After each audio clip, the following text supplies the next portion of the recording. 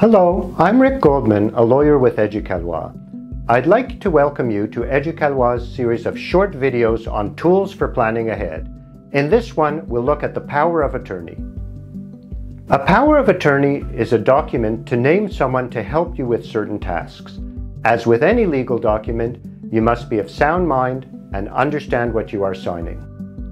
In other words, you can make and use a power of attorney when you are still capable of making decisions, but you need help getting things done. Here's some examples of what you can have someone do for you. Pay bills, deposit and withdraw money, manage investments. In other words, it's for taking care of finances and property, not for health care or other personal care. Why make a power of attorney? Maybe you're very busy. For example, you need help to make sure your bills get paid. You might have mobility challenges and can't get around easily. For example, you have a broken leg and can't get to the bank. Maybe your affairs are complicated. For example, you own some rental properties and need help managing them. Or maybe you will be away for long periods of time. Perhaps you go south for a few months every year. How do you make a power of attorney? You can do one by yourself. No special format is required. We'll look in a moment at what to include. Or you could go to a notary or lawyer. You'll have to pay them, but they can offer professional legal advice if you need it. Some banks or other institutions will ask you to use their own form. It's not any more legal than one you do yourself, but it may be easier to just use their form. What do you put in a power of attorney?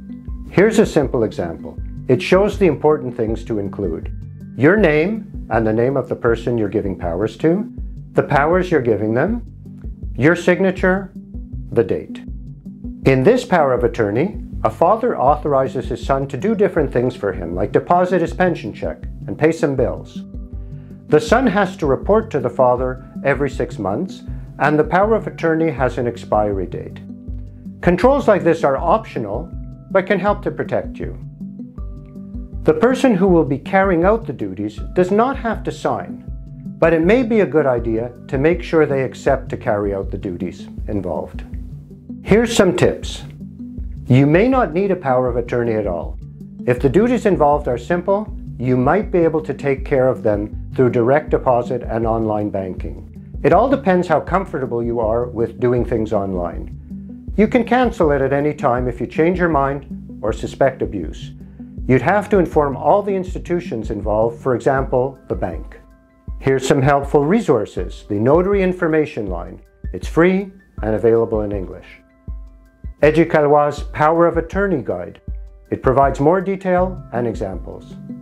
Thank you for watching this video on powers of attorney.